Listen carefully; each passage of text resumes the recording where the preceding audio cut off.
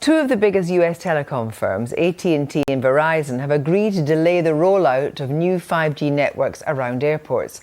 This came after major American airlines warned the service might interfere with the navigation systems of some jets. The network was due to go live tomorrow.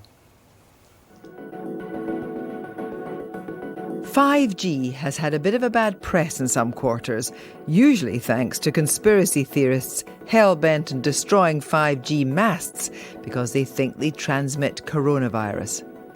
But genuine concerns about 5G have been voiced by airline chiefs in the US, who warn of an impending crisis in aviation. 5G mobile phone services in the States are scheduled to be switched on tomorrow. But airlines fear the new C-band 5G technology will disrupt some planes' navigation systems because it's similar to the signals used by altimeters that measure an aircraft's height from the ground, especially essential in bad weather.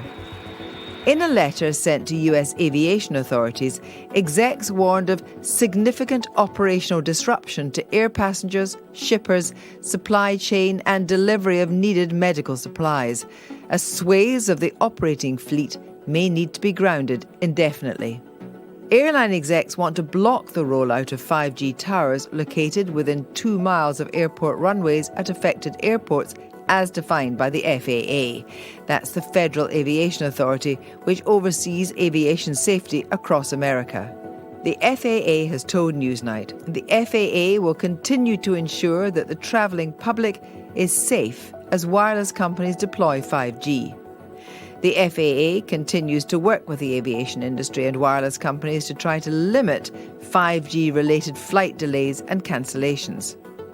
The 5G switch-on has already been delayed by more than a month to allow for safety reviews, and the 5G companies have been saying any further delays will damage economic growth post-pandemic.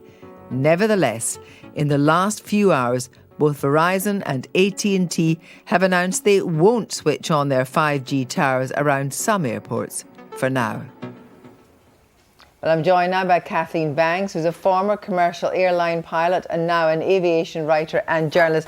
Good evening to you, Kathleen Banks. As we just said, delayed once in December, now at the 11th hour, delayed again. Does the airline industry have legitimate concerns?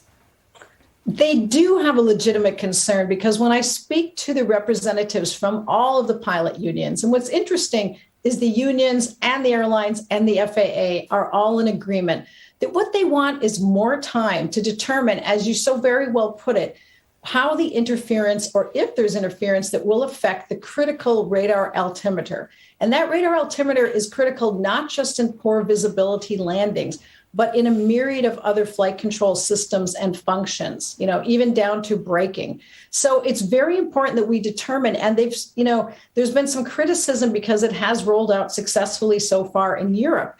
But what we're hearing is that the actual C-band electromagnetic spectrum that the 5G rollout in America will operate under is closer to the spectrum segment that's occupied presently by radar altimeters across all of our air carriers. So let's just be quite clear. It's a different system in Europe and we're quite safe. But actually, here, a lot of airlines will not fly into airports where these altimeters are 2 miles from the airport. So why did the 5G providers put them in such proximity to airports?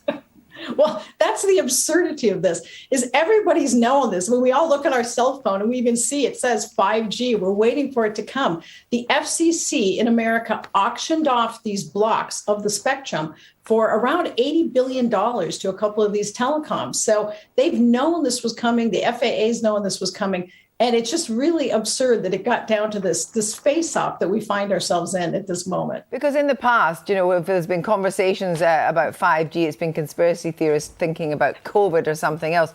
But this actually affects a multi-billion-dollar industry and will affect people's ability to fly all over America, depending whether the airport's in too close proximity to the altimeters. It could decimate the airline industry.